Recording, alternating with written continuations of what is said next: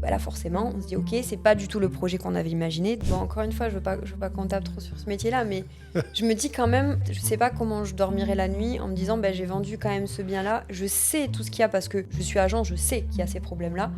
Mais bon, je ne le dis pas. Tout investissement comporte des risques. Soit vous êtes à l'aise avec, soit vous faites accompagner, soit vous payez. C'était l'autoroute du bonheur, quoi, sur ce projet au final, avant de découvrir le poteau rose.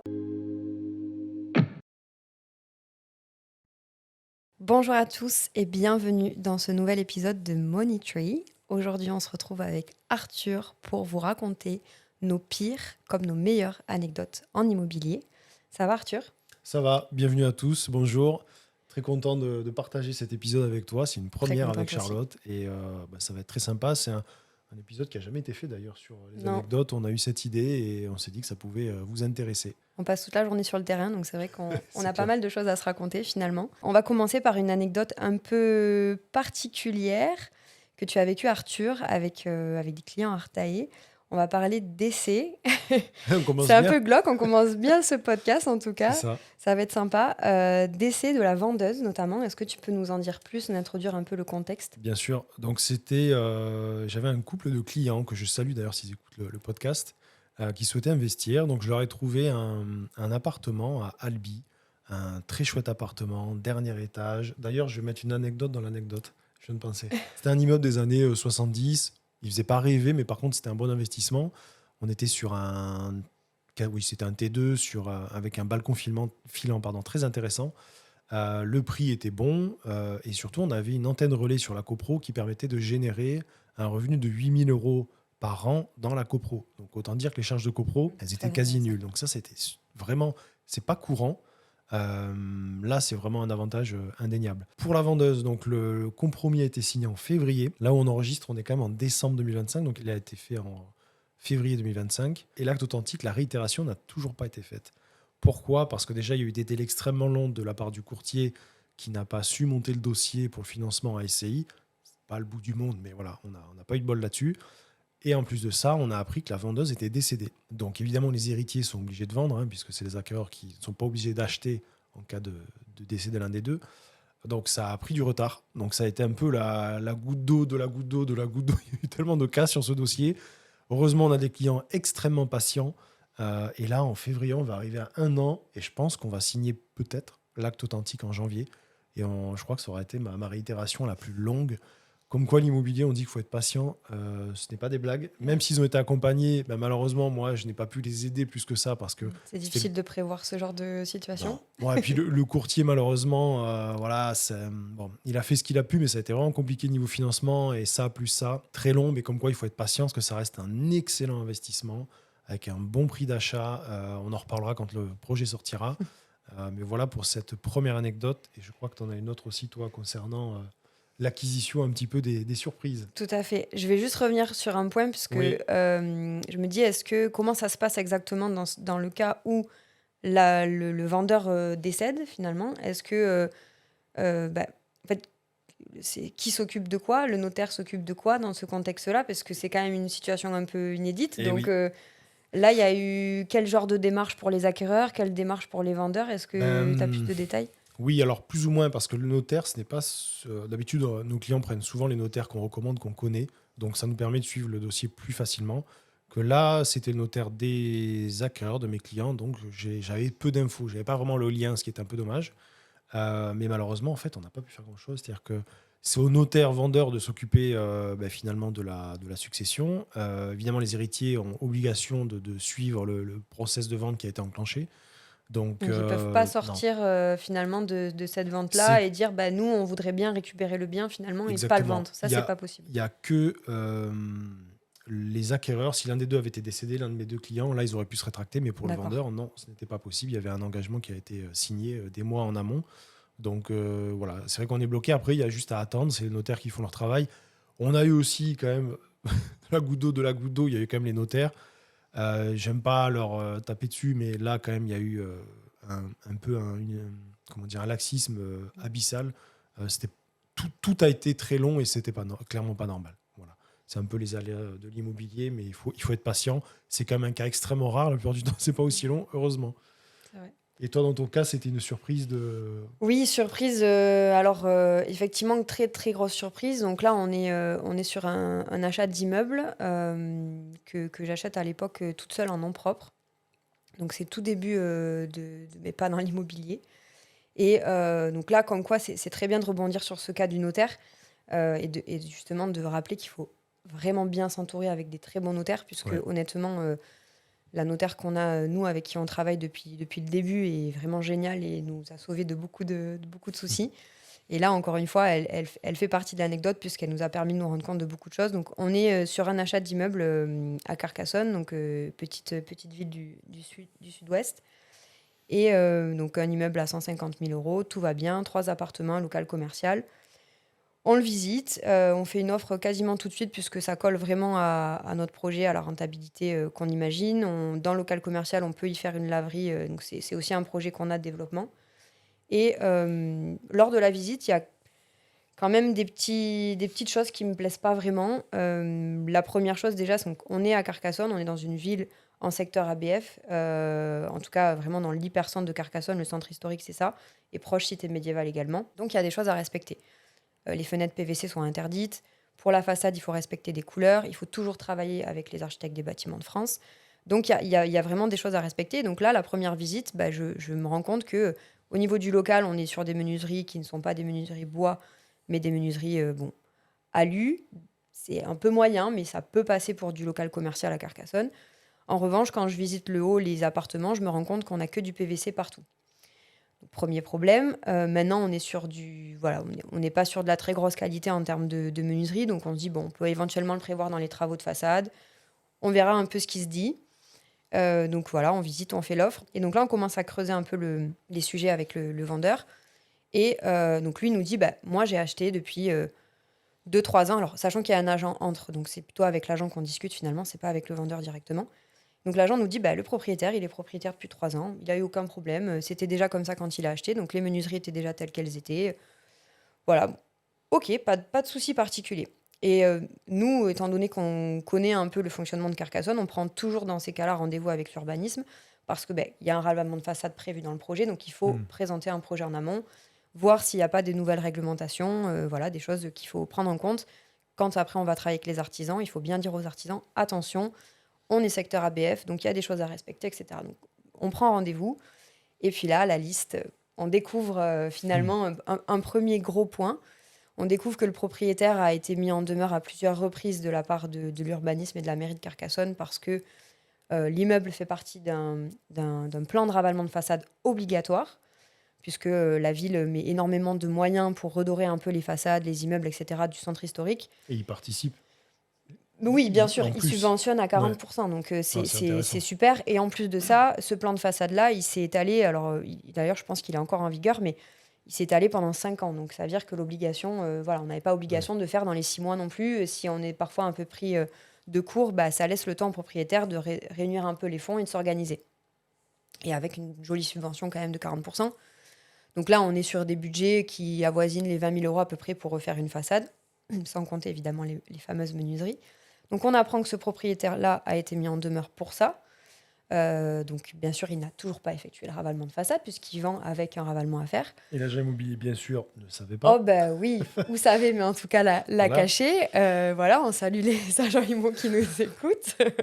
Mais c'est vrai que des fois, voilà, je pense que... Ils sont pas tous comme ça. Non, et heureusement, ils sont pas tous comme ça, mais là, c'est vrai que c'est des choses qu'on aurait bien aimé connaître, puisque forcément, s'il y a une mise en demeure, nous, derrière, on récupère un peu Le problème. voilà, le problème et ce qui a été demandé aux vendeurs actuels, avec forcément des délais qui seront peut-être réduits pour nous, parce que la mairie, ça fait déjà 4 ou 5 ans qu'elle attend que la façade elle soit refaite.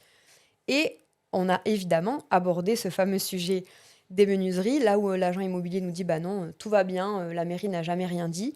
En fait, tout va pas bien, puisque la mairie est parfaitement au courant que ce propriétaire a changé ses fenêtres, donc ses menuiseries, sans demander l'autorisation, a en plus mis du PVC qui est strictement interdit, et en fait risque de prendre le jour où l'urbanisme ou la mairie décide que ça y est, c'est fini d'être gentil, risque 500 € d'amende par jour.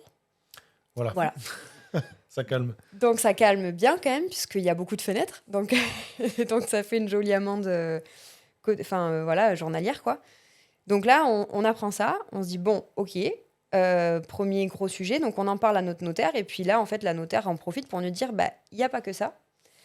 La cerise sur le gâteau, c'est qu'en fait, vous achetez pas un immeuble, vous achetez une maison d'habitation.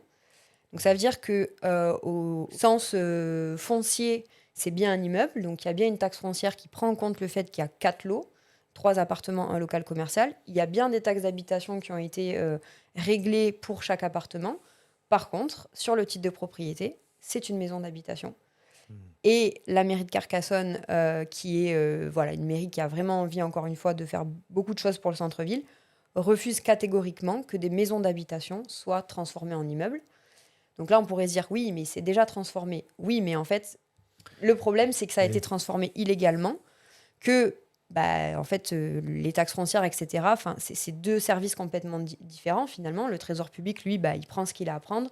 Il ne donne pas l'autorisation de division, quoi. Exactement. Donc lui, en fait, il s'en fiche. On l'informe juste qu'il y a tant d'appartements. Il va facturer, il va régler le sujet de son côté, mais il n'y a pas forcément de lien entre les deux institutions, on va dire, les deux organismes.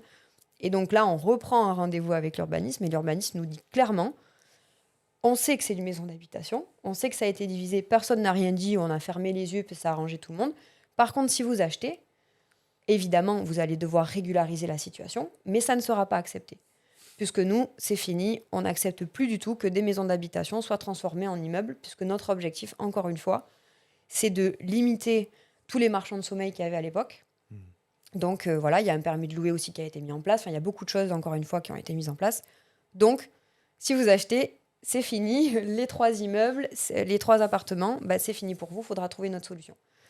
Donc, là, forcément, on se dit, OK, c'est pas du tout le projet qu'on avait imaginé. Déjà parce qu'il va falloir mettre beaucoup plus d'argent que prévu. La façade, les fenêtres, voilà. Finalement, il n'y a plus d'appart. Et donc, on réfléchit, on se dit, OK, là, en fait, on va mettre un peu un ultimatum au propriétaire. On va dire, bon, soit tu nous vends, mais pas à ce prix-là. On fait les soldes. Et là, on fait l'état de ce qu'on peut faire. Parce que nous, on s'est dit, en fait, finalement, à Carcassonne, l'avantage de cette ville-là, il y en a plein d'autres comme ça, mais c'est une ville qui est très touristique, mais c'est aussi une ville où il y a beaucoup de potentiel locatif classique. Donc, vous pouvez faire autant de la coloc que du saisonnier, que de la location, que la location annuelle avec un studio, un T2, un T3, enfin, ce que vous voulez. Il y a vraiment tout type de cible, de l'étudiant, du jeune actif, etc. Donc, nous, on s'est dit, peut-être que c'est l'occasion, finalement, de faire un projet un peu différent, un truc qui nous titille depuis longtemps. On peut faire tout à fait une auberge de jeunesse en partant du principe que on loue à la chambre et que c'est full saisonnier, par exemple. Ça, c'est tout à fait autorisé par la ville de Carcassonne. Parce qu'encore une fois, même s'ils empêchent plein de choses, ils autorisent beaucoup de choses au niveau du tourisme, parce que c'est aussi le nerf de la guerre pour eux. Donc, on se dit, peut-être qu'on peut faire ça, ou peut-être qu'on peut faire une grosse coloc. Et dans ce cas-là, ça passe, puisqu'en fait, on fait des chambres un peu sur tous les étages et on se garde une grosse pièce principale. Voilà. Donc, il y avait encore pas mal de possibilités et il y avait toujours ce local commercial pour faire une laverie. Donc, nous, en soi, on rebondit assez vite par rapport au projet. Par contre, il faut qu'on l'achète à un prix qui est bien différent. Bien sûr. Et donc là, on fait un énorme mail qui récapitule tous les problèmes. Avec moins 50% à la fin. Exactement. Et avec, je crois qu'on avait décoté de quasi 50 000 euros, puisqu'on l'a acheté 150 000. Et on a demandé à ce qu'ils nous le vendent 110 ou 100, quelque chose comme ça. Tu savais combien il l'avait acheté ? Il l'a acheté, je crois qu'il l'avait acheté pas très loin des 150. Finalement, il faisait pas beaucoup de plus-value. Okay. Je crois que c'était autour des 140, 145. Ouais, donc si tu faisais la décote, il était en moins-value. Oui, bien sûr. Plus les frais notaires qu'il avait eu. Bien sûr, dos, mais finalement, en fait, je pense que c'est quelqu'un qui a essayé de vendre un peu, un peu pour cacher en fait des choses. Il s'est dit, moi, je me suis peut-être fait avoir, parce que finalement, lui, il a acheté avec le titre de propriété ou des maisons d'habitation, il date depuis toujours. Une fois, finalement, c'est son notaire qui l'a pas assez bien informé. Exactement. Et je pense qu'il comptait là-dessus sur trouver le notaire et l'acquéreur pigeon pour aller dessus, quoi. Exactement. Terrible. Ça, c'est tout à fait ça. Et en fait, même l'agent était, je pense, un peu dans le coup, parce que quand nous, on a fait ce mail-là, donc on avait déjà signé le compromis. Ça, c'est vrai que c'est quelque chose que je n'ai pas forcément précisé. Et tu étais en nom propre, donc tu avais dépassé les délais de rétractation. Ah oui. Ouais, là, on était... Non, d'ailleurs, je crois qu'on était en SCI. Donc là, il n'y avait même pas... donc en fait, on a acheté direct en SCI, parce que oui, ça, c'est un petit truc. D'ailleurs, Arthur, il faudra qu'on y revienne sur ça. D'ailleurs, peut-être que tu peux nous dire la Oui, petite astuce du nom propre SCI c'est qui est ça. importante. En gros, signez toujours vos offres d'achat en nom propre avec une condition suspensive de substitution qui dit qu'éventuellement, vous allez acheter le bien après compromis ou promesse en société, que ce soit en société en commandite simple, société civile immobilière, SARL ou peu importe. Donc vraiment, ça c'est intéressant. Même si vous n'avez pas prévu d'acheter en société, c'est toujours bien de le mettre. Certains notaires le mettent par défaut dans les projets, d'autres pas. Mais vraiment, mettez-le, ce que ça aurait permis à Charlotte d'avoir le délai de rétractation. Bon, après, si tu n'avais pas eu l'information pendant ce délai, ça aurait été cuit, mais c'est pas grave. Mais au moins, ça vous protège pendant quelques jours et c'est quand même pas négligeable. Voilà. Donc là, effectivement, on a acheté un SCI, donc on n'avait plus du tout de délai. Donc on avait commencé toutes les démarches, même on était finançable. Enfin voilà, Tout on allait bien. était vraiment, c'était l'autoroute du bonheur quoi sur ce projet au final, avant de découvrir le poteau rose, on va dire ça Après, quand comme il y a ça. des problèmes, c'est l'avantage de t'achètes un problème.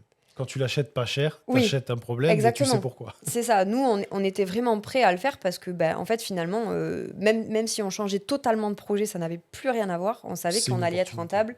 Ouais. C'était une très bonne opportunité de faire quelque chose de très différent et qui était, in fine, très intéressant.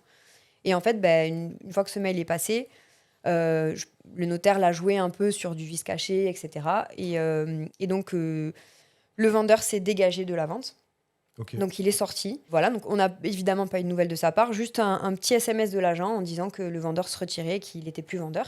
Qui cherche un autre pigeon. Surtout ça. Exactement. Mais il ne l'a toujours pas trouvé, puisque ou T'es peut-être toujours à la vente. peut-être cette année, parce qu'en fait, il y a eu un long moment où il s'est rien passé. Et donc, moi qui vais beaucoup à Carcassonne, il s'est rien passé sur l'immeuble non plus, hein. La façade n'a pas été refaite, les fenêtres n'ont pas Ouais. été changées. Il y avait un problème aussi avec l'enseigne du local commercial. Enfin, en fait, il y avait que des problèmes. Il y avait une grille qu'il avait posée, il n'avait pas le droit. Enfin, il avait fait tout n'importe quoi. Et il est revenu à la vente cette année. Et on Ah. a hésité avec mon compagnon à se dire, allez, on y retourne juste pour faire Et tu plaisir. mets plus bas encore que la première fois. C'est Non, mais ça. la question, c'est est-ce qu'il s'est fait attraper par la mairie? Je n'en ai pas la moindre idée. Mais voilà, ça vaudrait le coup, effectivement, de leur poser la question juste par curiosité pour voir Mais ce qui a été fait sur cet immeuble-là, parce que je ne sais pas du tout. Est-ce qu'ils ont ouais, été cléments et ils ont accepté et voilà. Mais bon, en fait, les mairies ne peuvent pas tout préempter. Mais clairement, je pense que ça devait peut-être les démanger de préempter parce que, en fait, c'est le cas où quand le vendeur est un peu obtus à la mairie, il faut qu'elle préempte. Le problème, c'est que c'est vrai. souvent, il y a un Après, manque de fonds. oui, Ça voilà, devient compliqué. c'est On ça, peut pas pour en faire préempter toute la quelque ville. chose de différent. Au moins, ils auraient la maîtrise sur le sujet. Mais bon, c'est pas si simple pour eux, quoi, malheureusement. Exactement. Donc voilà, donc comme quoi les notaires peuvent nous sauver sur ces sujets-là, puisqu'en fait, au-delà des problèmes qu'on allait rencontrer, qu'on pouvait éventuellement assumer finalement avec les travaux qu'on avait prévus, tout ça, donc façade, etc., en fait, ça, c'est pour le coup, ça peut vous tuer un projet. Bien sûr. Si vous savez pas ça, vous pouvez vous retrouver le jour où vous avez les clés et vous commencez à faire des démarches à la mairie avec quelque chose qui n'a plus rien à voir avec ce qui était prévu à la base. Donc faites bien attention à tous ces petits sujets-là. Exactement. Et d'ailleurs, ça me permet de rebondir sur une anecdote que tu as eue aussi sur un projet. Là, on est plutôt sur quelque chose d'un peu plus technique au niveau des planchers notamment. Mais voilà, le fait de bien faire attention lors des Oui. visites. D'ailleurs, tu as peut-être 2 anecdotes à nous raconter là-dessus. Oui.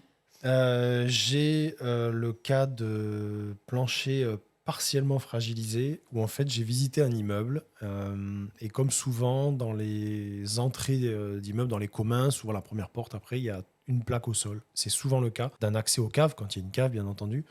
Et donc comme souvent je me dis ok on va y aller. Bon là je descends, j'avais pas une bonne lumière, je voyais pas grand chose. Je voyais des poutres en bois, je voyais des poutres en béton et je voyais des IPN, donc des poutres en acier. Et je me dis, ok, bon, elle a été renforcée. Évidemment, le bois, c'était le plus ancien. Et je m'alarme pas trop. Je me dis, de toute façon, je referai une visite. Là, c'était la première visite. Je referai une visite plus tard. Mais puis en plus, le logement au-dessus de ce plancher, je n'ai pas précisé, était complètement pourri. En fait, ils avaient commencé à le démolir et il est resté comme ça pendant des années. Donc, très compliqué de voir en fait l'état du plancher, à part en allant dessous. Mais dessous, c'était toile d'araignée, c'était sombre, poussière. Enfin, vraiment, on voyait pas grand-chose. Et puis j'y retourne quelques temps après avec un artisan et bon bref on y va. Et puis là je me dis ok on va regarder en détail. Et effectivement on a bien fait parce qu'on avait donc un système de poteaux-poutres en béton qui avait été là qui avait été ajouté pour renforcer. Ça c'est rassurant. Quand on le voit on se dit ok donc il y a eu un renfort sur les structures. IPN très bien. Et puis je m'éloigne dans la cave. Hein. Clairement je suis assez grand, je me déplace accroupi, c'était pas évident. Et là je constate un peu plus loin, je vois qu'il y a du bois qui a une drôle de tête. C'est-à-dire qu'on voit des toiles d'araignée avec plein de poussière de bois dans les toiles d'araignée. Et ça, souvent, c'est signe de le bois va pas bien, puisqu'il a été partiellement rongé et que forcément la sueur est tombée sur les toiles d'araignée. Donc je m'approche, je regarde et là littéralement j'ai mon doigt qui s'enfonce quasiment, enfin même une partie dans le bois. Donc je comprends qu'il y a un problème. Je vais un peu plus loin et là je constate des poutres IPN en mode millefeuille. C'était assez... au lieu d'avoir un bel acier assez épais et net, là on a vraiment un millefeuille tellement c'était rouillé. Sachant que les IPN à l'opposé de la cave étaient nickel. On avait C'est vraiment... vraiment concentré que sur ce voilà. côté-là. Et puis en plus, c'était en bon état côté rue, là où en plus il y a les trappes où il y a d'eau de pluie qui pouvait descendre à des moments. Donc on se dit, c'est quand même curieux. L'humidité au sol sur la terre, mais ça m'a pas choqué parce que c'est assez commun d'avoir l'humidité sur la terre qui remonte sur les sous-bassements. Les sous-bassements, c'est le début des murs qui sont sous le niveau du terrain naturel. Et puis je me dis, mais bon, ok, pourquoi d'un côté ça va et pourquoi ça va pas de l'autre? Il s'avère qu'en fait, on était sur 2 immeubles avec au milieu une cour en béton. La cour, il y avait une légère pente. Et en fait, après investigation, on s'est rendu compte qu'il n'y avait pas de système d'évacuation des eaux pluviales. On avait effectivement des gouttières qui partaient comme ça, dans un trou dans la terre. Puis voilà. Donc en fait, on en a conclu que l'eau s'écoulait sur la dalle béton, rentrait et longeait en fait les sous-bassements et arrivait dans la cave. Et donc forcément, tout ce qui était bois et IPN, pas le béton évidemment, mais tout le reste subissait cet effet cascade, façon de parler, mais dans le temps, insinueuse, vraiment quelque chose de terrible. Donc là, on avait un budget de travaux forcément qui était un peu plus salé. On a fait une offre à la baisse finalement qui n'est pas passée.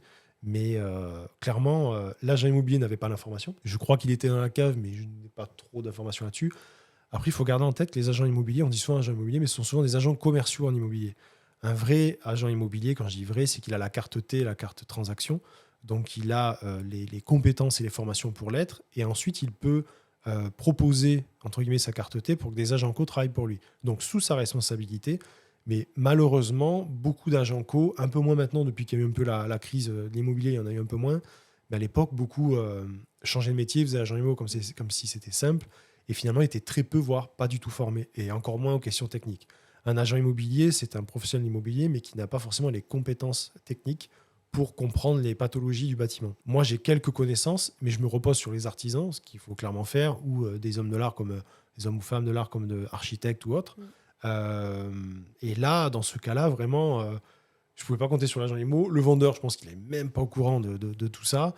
Mais par contre, on avait un vendeur qui ne voulait pas comprendre ce problème, donc il n'a pas voulu baisser son prix en conséquence. Donc un peu ce qu'il faut regarder de cette anecdote, c'est vraiment penser à tout vérifier. Et surtout quand vous achetez, parce que là c'était l'immeuble, mais si vous achetez un appartement, qui plus est en rez-de-chaussée, allez vérifier les caves. S'il n'y a pas de cave, vous savez que vous êtes sur terre-plein, on appelle ça une poste sur hérisson, donc c'est vraiment de la terre dessous. Mais si c'est une cave, allez visiter. Ne vous contentez pas des dires de l'agent IMO ou même des diagnostics, parce qu'ils vous diront jamais ce qui se passe sous vos pieds. Et j'ai encore le cas là, d'un autre immeuble où quand j'y suis allé, poutres en bois récentes, des renforts dans tous les coins, c'est rassurant. Parce que là, on voit que ça a été fait, c'est en bon état, il n'y avait pas d'humidité, parce que le niveau de la cave était plus important, mais voilà. Il faut prendre la peine d'y aller. Des fois, les trappes sont compliquées à ouvrir. Vous verrez les agents IMO un peu dubitatifs. On n'ose pas toujours demander aussi des fois, parce que moi, quand on est dans la visite, on se dit, ça, c'est où est-ce que je peux y aller, ou parfois, les agents nous disent, oui, il y a une cave, mais bon, tout va bien, ou je ne sais pas où est l'entrée, ou des choses comme ça. Ou même les vendeurs, parfois, où ils n'ont pas la clé.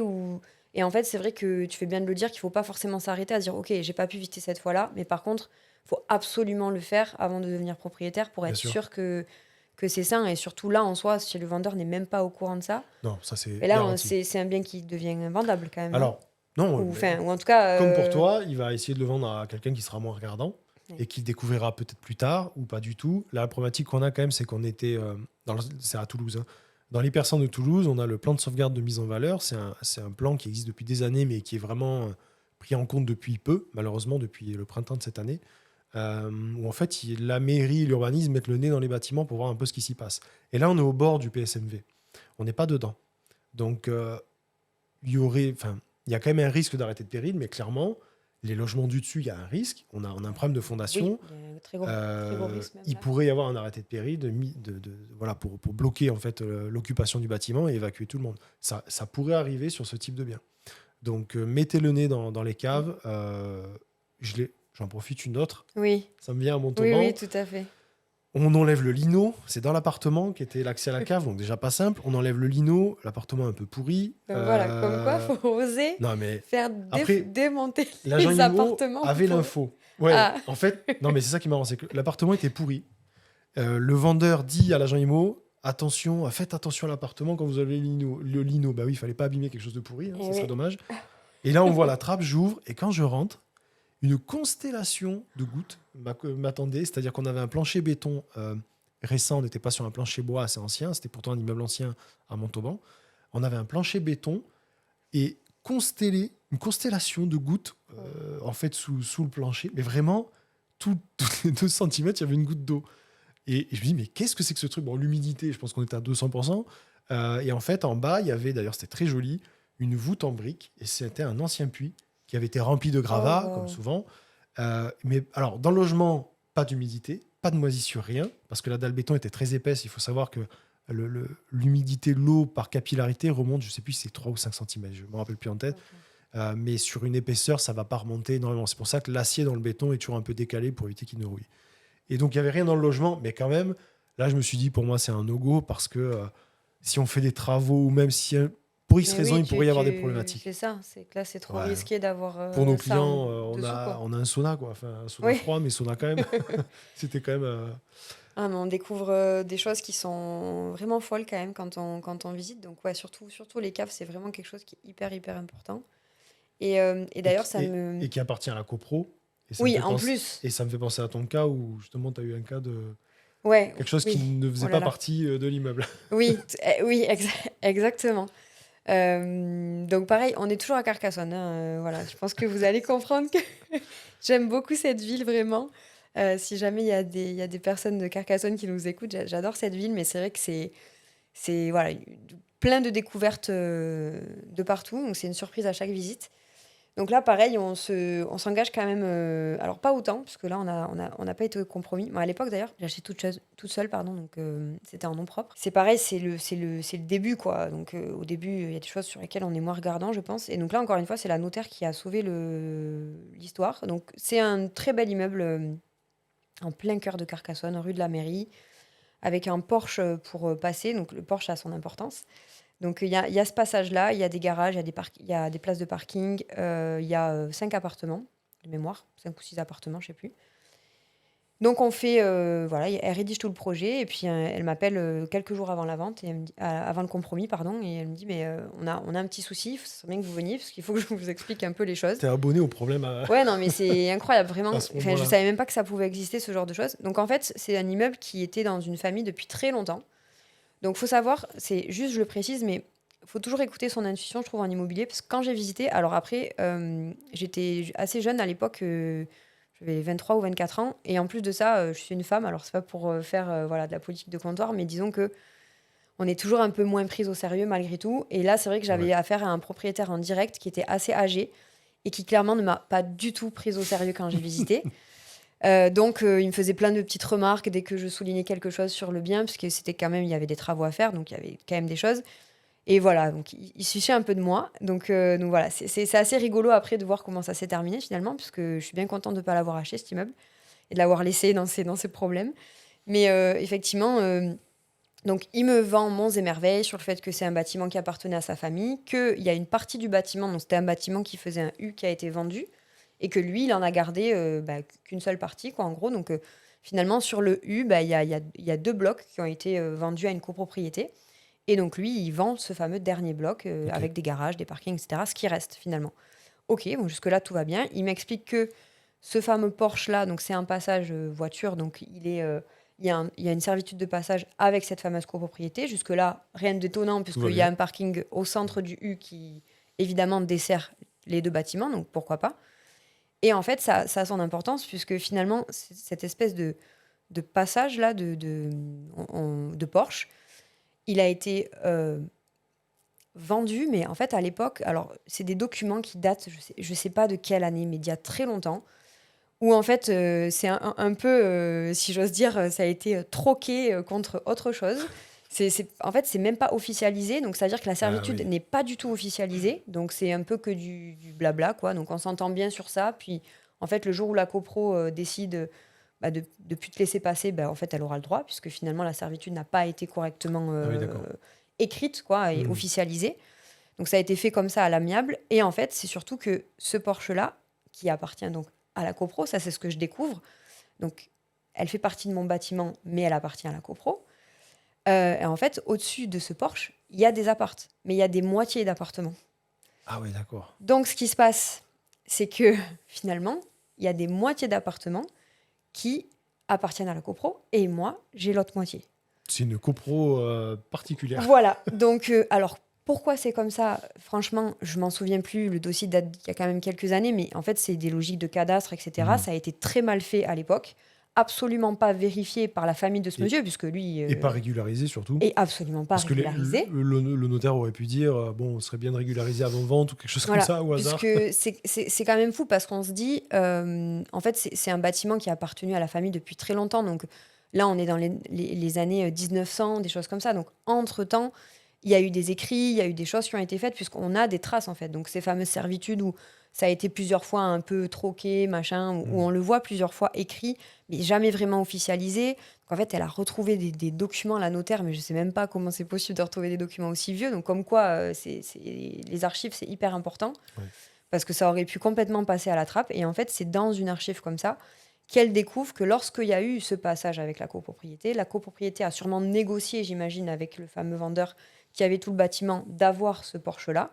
Ok. Sauf qu'en fait, au-dessus, par rapport au cadastre, etc., ils ont fait plusieurs lots. Et ce Porsche-là, ils en ont fait un lot spécifique. Et donc, forcément, tout ce qu'il y a au-dessus rentrait dans ce lot. D'accord. Donc, les appartements étaient séparés en deux. Et donc là, en fait, on se dit, ok, c'est super, maintenant que je sais ça, qu'est-ce qui se passe, quoi? Moins Si moi, 50%, deuxième ouais, édition. si moi j'achète, qu'est-ce qui se Non, passe? là, c'était compliqué. Ouais. En fait, elle me dit, si vous achetez, on peut ne jamais vous demander quoi que ce soit, ce qui avait apparemment été un peu le cas, parce que les appartes étaient quand même loués, enfin, avaient été loués, donc en soi, la copro n'a jamais rien demandé. Mais légalement, il serait tout à fait en droit de vous demander la moitié du loyer, quoi. Parce que au prorata de ce que eux possèdent. C'est fou, ça. Ouais. Ou alors, vous pouvez partir dans des assemblées extraordinaires et machin, et tout un bazar pour Mais sans régulariser. certitude de résultat, quoi. Sans certitude de résultat. Et parce qu'en fait, là, c'était quand même une grosse copro. Et je crois qu'ils avaient fait 15 ou 20 appartements dans le bâtiment. C'était un énorme truc. Donc là, on commence à rentrer dans des trucs. On se dit, attends, peut-être que dans 6 mois, j'aurai toujours pas l'accord de tous les copros, en tout cas pas la majorité. Donc, évidemment, je ne suis pas allée au compromis. Je pense qu'aujourd'hui, ça serait à refaire. Je l'aurais fait parce que j'aurais plus les épaules pour le faire, parce que le bien était vraiment hyper intéressant. Je l'avais quand même bien négocié. Il y avait beaucoup de possibilités. C'est juste qu'à cette époque-là, honnêtement, j'avais pas du tout les épaules. Et je me suis dit, mais... t'aurais pu peut-être conditionner à ce que ce soit le vendeur qui fasse une AGE, exactement, une Assemblée Générale Extraordinaire, pour modifier lui-même. Tout à fait. Et s'il y arrive, tant mieux. Il n'y arrive pas, tu t'en vas. C'est ça. Il y avait plein d'options possibles, mais c'est vrai qu'à l'époque, je pense que j'ai un peu paniqué. Non, mais c'est normal. Je pense que beaucoup auraient paniqué, oui. J'avais déjà un premier bien, mais c'était vraiment juste après. J'avais même pas fini encore les travaux du premier et de louer. J'étais... Voilà, enfin... Et je me suis dit, waouh, non, ça c'est beaucoup trop compliqué pour moi. Et il y avait ça, et il y avait encore cette fameuse histoire de fenêtre. Puisqu'en fait, quand j'ai visité, non mais c'est incontournable à Carcassonne. Vraiment, si vous voulez investir là-bas, d'ailleurs, s'il y a des clients qui nous écoutent et avec qui on va investir sur Carcassonne, qui sont intéressés par cette région, ne vous inquiétez pas. Je connais très bien la ville et toutes ces petites choses-là. C'est la ville, pas la cité. Oui, exactement, voilà. Tout à fait. Parce qu'il y en a, ils ne savent peut-être pas, mais il y a la cité de Carcassonne, médiévale, et la ville. Là, ils parlent de la ville. Exactement. Là, c'est vraiment dans le centre historique de la ville, mais on est hors périmètre cité. Parce que là, bien évidemment, la cité, proche de la cité, on est bien d'accord qu'il y a toutes ces règles-là, mais que les choses sont quand même généralement un peu mieux faites. Ouais. Mais ouais, non, il y avait d'autres petits red flags, on va dire, sur le bien. Et puis surtout que le monsieur avait quand même été fort désagréable avec moi. Donc je me suis dit, bon, on va éviter de mettre autant d'énergie. Et ce bien n'est jamais revenu à la vente, en tout cas. Donc, franchement, c'est un vandale tant qu'il règle pas. Honnêtement, je ne sais pas, mais encore une fois, je pense que c'est l'affaire de notaire, parce que finalement, on peut se dire, on peut fermer les yeux et se dire, il va jamais rien m'arriver, on va jamais rien me demander. Mais moi, j'avoue que je suis assez flippette sur beaucoup de choses quand même. Je peux prendre des risques. Il faut l'être, je crois. Là, je pense que même pour la pérennité du projet, sachant que même pour la revente aussi, parce qu'on se dit, le jour où on revend, faut partir du principe que le vendeur en face aura un bon notaire.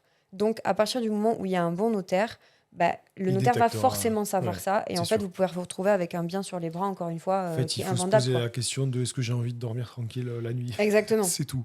tout à fait. Ni plus ni moins. Donc voilà. Et d'ailleurs, j'en viens aussi à un sujet sur toi, parce que tout à l'heure, on a parlé des caves et il y a un point, qui est vachement important parce qu'on le voit beaucoup à Toulouse, enfin beaucoup, souvent en tout cas dans les vieux bâtiments, Toulouse ou ailleurs d'ailleurs. Mais tu as une anecdote sur un appartement que tu avais visité dans un vieil immeuble qui était, je crois, proche du Capitole, avec des Ouais. étés où il y avait un problème à l'escalier. Il me semble Oui. que En c'est quelque f- chose comme ça. Tout à fait. C'était rue du Poids de l'Huile pour les Toulousains. Très bel immeuble, belle adresse, vraiment superbe. C'était un agent immo que je connais. Elle m'appelle. Oui, j'ai un bien à la vente. Sur les photos, vraiment très sympa. L'emplacement est vraiment dingue. Je me dis, bon, ben, banco, j'y vais, je visite, je me pose pas de questions. Et puis, je regarde, je vois ce qui se passe. La copro est magnifique, mais vraiment un très bel immeuble, très belle copro. On est On sur se un, doute pas. voilà, on est sur un rez-de-chaussée. Là, j'avais pas accès. Enfin, sur le moment, je savais pas s'il y avait l'accès à la cave. C'était mon premier réflexe. Et puis, bah, finalement, quand j'arrive sur place, je vois une porte. Et puis, l'agent IMO me dit oui, ils ont posé des témoins par rapport à des fissures. Donc là, je me dis ok, bon, faut pas que ça fasse peur. Il faut juste comprendre pourquoi il y a des fissures, pourquoi il y a des témoins, où en sont les témoins. Donc, je vais voir. Je demande le compte-rendu du bureau d'études. Donc, j'ai le compte-rendu où il n'y a pas grand-chose. Il faut savoir que les bureaux d'études, quand ils sont mandatés, ça m'est arrivé encore récemment, là, ils vont faire un constat. C'est-à-dire que là, ils ont été mandatés dans un immeuble pour un linteau à changer qui avait été sous-dimensionné. Le linteau, c'est ce que vous avez au-dessus des ouvertures, portes ou fenêtres. Et je regarde le compte-rendu du bureau d'études. Sous-dimensionné, ça veut dire Ça veut dire quoi? qu'en fait, il y avait un mur de 60 centimètres, vieux mur en briques. Ils ont ouvert le mur, il y a longtemps. Ah oui. Ils ont fait un linteau en bois, sauf qu'il n'a pas la dimension adéquate pour supporter le poids D'accord. de tout l'immeuble qui a quand même 5 Mhm. étages. Et là, on était en sous-sol. Donc forcément, il y a eu des fissures. Et là, le bureau d'études va dire, OK, va faire une note de calcul et il va expliquer, il faut changer le linteau en faisant comme ça, avec, bon bref, détail. Et après, ils ont analysé tout l'immeuble, inspecté. Et là, ils vont constater des fissures, mais sans dire pourquoi, sans dire si c'est grave et sans dire combien ça coûte de réparer. C'est ça un peu le problème des bureaux d'études, c'est que, enfin, c'est pas le problème, mais c'est qu'ils font ce qu'on leur demande. Si on veut une étude poussée avec des notes de calcul, personne ne le ferait parce que ça coûterait bien trop cher sur un immeuble entier. Donc je reviens à mon premier projet initial où j'ai accès au compte rendu. Je vois qu'ils sont passés tous les X mois relever le témoin. Donc un témoin, c'est une petite baguette avec des graduations avec des millimètres. Et on voit évidemment quand la fissure s'écarte ou pas. Il y a différents, il y en a qui sont en verre aussi, si ça casse. Enfin bon, il y en a plein. Et donc je vois que ça avait un bougé de 1 à 2 millimètres. Il y en a, certaines fissures s'étaient résorbées. Donc il y avait vraiment un sujet de dilatation des matériaux selon les saisons. Donc rien de dramatique en soi. Et là, je vois que c'est cave, bon, bah, j'y vais, hein. Et en Forcément. fait, je constate, franchement, il y avait une forêt d'été, c'est-à-dire qu'il y avait 2 escaliers dans la copro, un peu l'escalier de tous les appartements. Là, c'était un peu l'escalier de service qui littéralement s'écroulait. Donc là, l'arrêté de péril n'avait pas été mis, qu'il ne desservait qu'un seul logement, ils ont mis les étés et ça a été renforcé. Donc déjà, première alerte, mais ça ne concernait pas le logement de mon client. Donc pour moi, ce n'est pas un problème à partir du moment où on sait où sont les problématiques. On savait que l'immeuble avait été renforcé. Alors, c'était du temporaire avec des étés. Un jour, il va falloir le renforcer. Mais ce n'était pas des coûts. La copro était très grosse. Ça aurait été dilué sur le petit studio que mon client allait acheter. Ça aurait été dilué largement. Donc ça ne m'inquiétait pas. Et après, par contre, je suis allé dans la cave. Je suis allé un peu plus loin. Et là, j'ai vu des choses un peu moins fun qui m'ont fait dire qu'effectivement, il fallait faire attention à ce type de bien-là. Pour d'autres sujets, pareil, ça a été d'infiltration d'eau, de malfaçon, où on avait des poutres. Il faut savoir que les poutres, de mémoire, je crois que c'est une coupe en sifflet, on appelle ça, c'est des poutres qui sont coupées en biais et qui sont jointes. Forcément, la résistance mécanique n'est plus la même. Et là, ça avait été fait en plein milieu. Donc, c'était assez étonnant. Bon, il y a des choses qui ne me plaisaient pas trop. Je ne suis pas un expert, je ne suis pas un charpentier, mais il y a des choses assez logiques qu'on repère qui sont quand même alarmantes. Et au final, c'était un peu alarmant. On essayait de jauger le pour le contre. Finalement, on n'y est pas allé aussi pour des questions de prix. Parce que forcément, comme toi, je voulais faire un moins 50% façon de parler. Mais ça n'est pas passé. Et quelqu'un d'autre a acheté au prix. Ah, oh waouh. Mais Donc, est-ce que. non, ils ne sont pas allés. Voilà. Non, je le sais de l'agent IMO, ils ne sont pas allés. Ah oui. Non, ils ne sont pas allés dans la cave. Et voilà. Mais c'est fou de se dire, bon, encore une fois, je veux pas qu'on tape trop sur ce métier-là, mais je me dis quand même, en fait, je sais pas comment je dormirai la nuit en me disant, ben, j'ai vendu quand même ce bien-là. Je sais tout ce qu'il y a parce que le potentiel acquéreur, juste avant, a fait toutes les démarches pour Ah oui, vraiment puis je l'ai tout épurer dit, la ouais. situation. Donc, je suis agent, je sais qu'il y a ces problèmes-là, mais je ne le dis pas. Donc c'est vrai que là-dessus, c'est quand même dommage. Donc comme quoi, il faut vraiment soit se faire accompagner. Après, je voulais aussi te poser une question là-dessus parce que il me semble que ça t'est arrivé alors avant ou après le compromis, je sais pas trop le timing, mais pas hésiter non plus à faire passer des experts, même si ça doit être des coûts. Donc c'est pour ça quand on Oui. visite des projets et qu'il y a vraiment un intérêt, encore une fois, on peut tout à fait partir du principe que bon, on n'a pas trop envie de se prendre la tête et on va vers des choses simples, ce qui est tout à fait possible. Parfois, il y a quand même des très bonnes opportunités à aller chercher, mais qui du coup peuvent être un peu risquées. Donc Oui. là, on peut tout à fait s'entourer. Je pense que tu l'as fait d'ailleurs pour des clients En fait, sur un projet, je crois. j'ai même des clients qui voulaient le faire. C'était pour l'histoire de l'immeuble, enfin des immeubles. Ils voulaient le faire et prendre en compte les coûts eux-mêmes. C'est rare, franchement, c'est Oui. rare que les investisseurs fassent ça.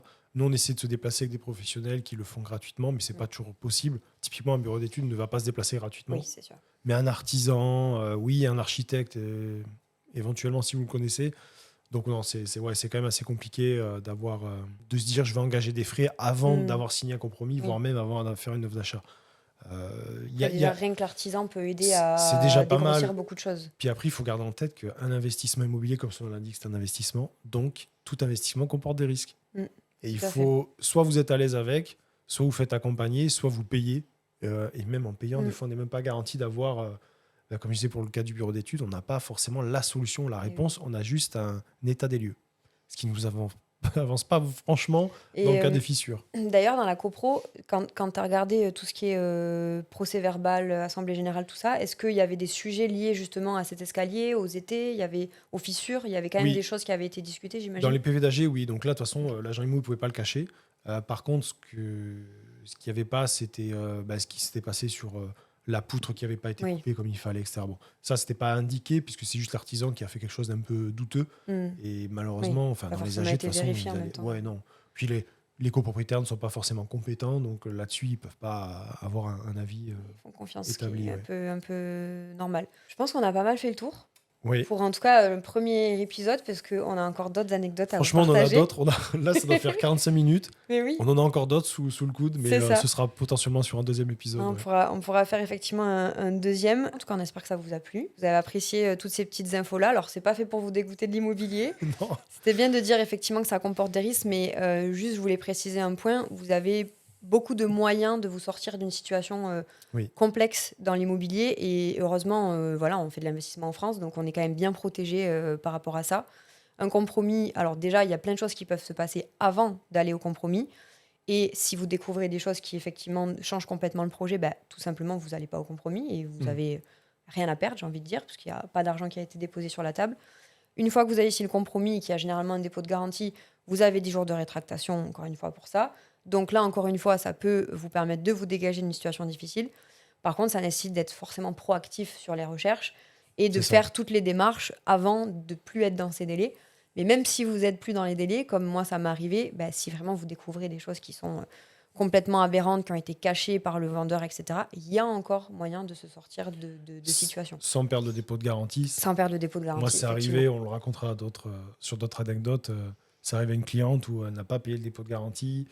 Elle a pu se sortir comme il fallait malgré le dépassement de délai. Enfin, bien de choses possibles. Si vous investissez seul, c'est très bien. Renseignez-vous, faites venir des professionnels, des artisans, comme on disait. Nous, bien sûr, chez Artei, on peut vous accompagner. Ça, je pense que vous le savez. Prenez rendez-vous sur le site, on parle de votre projet, on peut vous accompagner. Et bien sûr, on prend en compte tous ces éléments. Et après, sinon, c'est payer des professionnels sur le moment, mais c'est souvent compliqué. Oui, c'est souvent l'option, la dernière option, j'ai envie de dire, si vraiment, vraiment vous êtes hyper attaché au projet. Ou alors souvent, on se dit, franchement, on trouvera un projet aussi intéressant, mais sans avoir à payer parce qu'il n'y aura pas les problèmes.